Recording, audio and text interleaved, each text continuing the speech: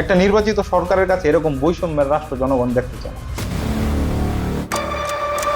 জনগণ আপনাকে প্রভু হিসেবে নির্বাচিত করেনি, জনগণ আপনাকে নির্বাচিত করেছে জনগণের সেবক হিসেবে। আপনি যদি কোনো অনিয়ম বা স্বৈরাচারের পথে হাঁটেন তাহলে শত শত বীর, লক্ষ লক্ষ বীর আবার রাস্তায় নেমে পড়বেন। Great power comes with great responsibility. কিন্তু এই দায়িত্বগুলো পালন করার যোগ্যতা কি তারেক রহমানের আছে?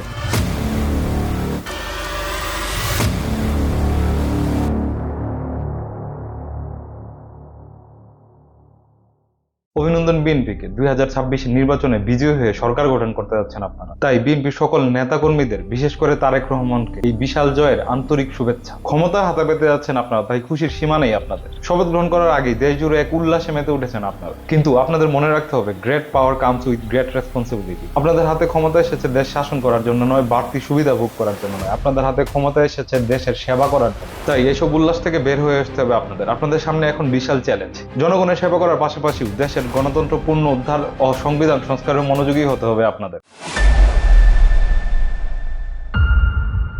সর্বপ্রথমেই জুলাই সনদ বাস্তবায়নে আপনাকে অগ্রাধিকার দিতে হবে, এবং এটা আপনার নির্বাচনী ইশতেহারের প্রথম অধ্যায়ের প্রথম পয়েন্টেই আছে। দেখুন, এই জুলাইয়ের কারণেই তারেক রহমান বাংলাদেশে আসতে পেরেছেন। এই জুলাইয়ের কারণেই খালেদা জিয়া ইতিহাসের সবচেয়ে সম্মানিত ব্যক্তিতে পরিণত হয়েছেন। এই জুলাইয়ের কারণে একটি সুন্দর নির্বাচন অনুষ্ঠিত হয়েছে, এবং এই জুলাইয়ের কারণেই তারেক রহমান প্রধানমন্ত্রী হতে চলেছে। তাই এই জুলাইকে বাস্তবায়ন করা এটি আপনার একটি দায়িত্ব পরিণত হয়েছে, এবং আপনি নির্বাচনী ইশতেহারে ওইটি ঘোষণা করেন। এবার যেরকম সুষ্ঠু নির্বাচনের মধ্য দিয়ে আপনারা সরকার গঠন করতে যাচ্ছেন, আমরা প্রতিবারই এরকম একটা সুষ্ঠু নির্বাচন আশা করি। তাই আমরা আশা করব পরবর্তীতে আপনারা যে কাজটা করবেন সেটা হচ্ছে একটি সুষ্ঠু, সুন্দর তত্ত্বাবধায়ক সরকারের রূপরেখা গঠন করা। যে তত্ত্বাবধায়ক সরকারের মাধ্যমে ক্ষমতা হস্তান্তর করবেন আপনারা, যে তত্ত্বাবধায়ক সরকারের মধ্যে এরকম সুষ্ঠু, সুন্দর একটি নির্বাচন হবে এবং জনগণের ভোট অধিকার রক্ষা পাবে। পরবর্তীতে আপনার যে কাজটি করতে হবে, যা আপনার নির্বাচনী ইশতেহারের প্রথম অধ্যায়ের 6 এবং 7 নম্বর পয়েন্টে বলা আছে, প্রধানমন্ত্রীর ক্ষমতা এবং রাষ্ট্রপতির ক্ষমতার একটি ভারসাম্য তৈরি করতে হবে। এখন প্রধানমন্ত্রী যেমন রাষ্ট্রের সকল ক্ষমতা এক হাতে ধরে নিয়ে বসে আছে, এটা থেকে বের হয়ে আসতে হবে। প্রধানমন্ত্রী এবং রাষ্ট্রপতির ক্ষমতার মধ্যে একটি সমঝোতা তৈরি হয়, এরকম একটি সিস্টেম আপনাকে ডেভেলপ করতে হবে। এবং আপনার করা অঙ্গীকারের মতো একজন প্রধানমন্ত্রী যেন 10 বছরের বেশি না থাকতে পারে ক্ষমতায়, সেটাও আপনাকে লক্ষ্য রাখতে হবে। আপনাকে খেয়াল রাখতে হবে বিচার বিভাগ যেন স্বাধীন থাকে, যেন প্রত্যেকটা মানুষ সঠিক বিচার পায়, বিচারে যেন কারো হস্তক্ষেপ না থাকে। আপনাদের এই নির্বাচনী ইশতেহারের প্রথম অধ্যায়ের 17 নম্বর পয়েন্টে বলেছেন, সকল সংসদ সদস্যরা স্বাধীনভাবে মত প্রকাশ করতে পারবে এবং সংবিধানের 70 অনুচ্ছেদ সংস্কার করবেন। এবং সর্বশেষে পুলিশ বাহিনীর পেশাদারিত্ব নিশ্চিত করবেন এবং পুলিশকে জনগণের সেবক হিসেবে প্রতিস্থাপন করবেন। দেখুন, এগুলো জনগণের যেমন চাওয়া এবং আপনাদের এই নির্বাচনী ইশতেহারে সুন্দরভাবে উল্লেখ করা, অর্থাৎ এগুলো আপনাদের এই অঙ্গীকার। এই অঙ্গীকার আপনাদের যে কোনো মূল্যে রক্ষা করতে হবে, এবং এই দায়বদ্ধতা থেকে আপনারা কোনোভাবেই বের হতে পারবেন। তাই আশা করছি এই কথাগুলো যেন শুধু আপনাদের নির্বাচনী ইশতেহারের মধ্যে সীমাবদ্ধ না থাকে, এগুলো যেন বাস্তবে রূপান্তর হতে দেখি আমরা।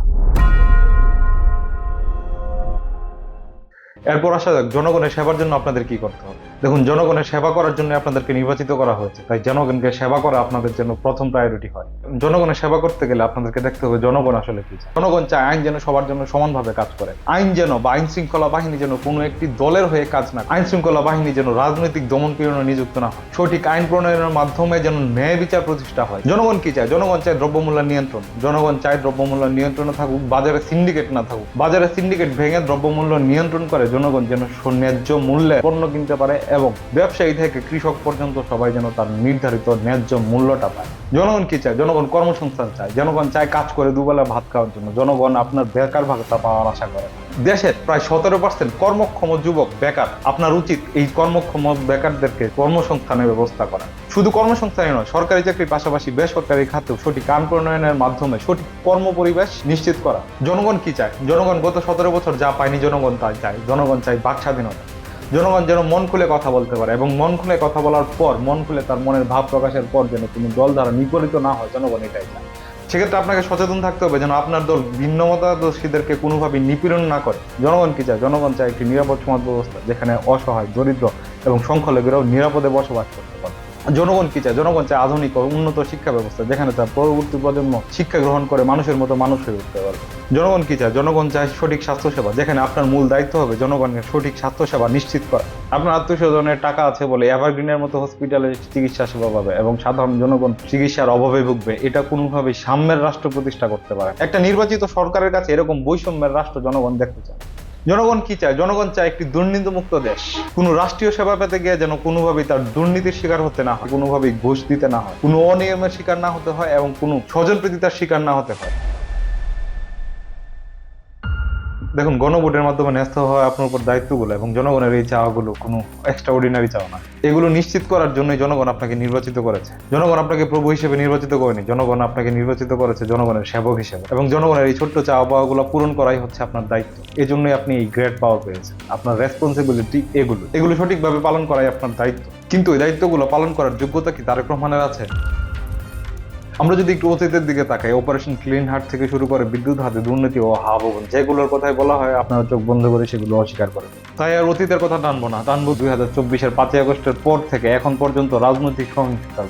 টিআইবি বা ট্রান্সপারেন্সি ইন্টারন্যাশনাল বাংলাদেশের তথ্য অনুসারে 2024 5ই আগস্টের পর থেকে নির্বাচনের আগ পর্যন্ত প্রায় 600 রাজনৈতিক সহিংসতার ঘটনা ঘটেছে। এর মধ্যে প্রায় 91.7% সহিংসতায় বিএনপি দ্বারা সংগঠিত হয়েছে। দেখুন, এর বাইরেও চাঁদাবাজি, ব্যবসা দখল, রাজনৈতিক সহিংসতা ও ভিন্ন মতের উপর আক্রমণের ঘটনা তো আছে। এগুলো থেকে বিএনপিকে বের হয়ে আসতে হবে, আর এগুলো থেকে বের হয়ে আসাই বিএনপির একটি বড় চ্যালেঞ্জ হয়ে যাবে।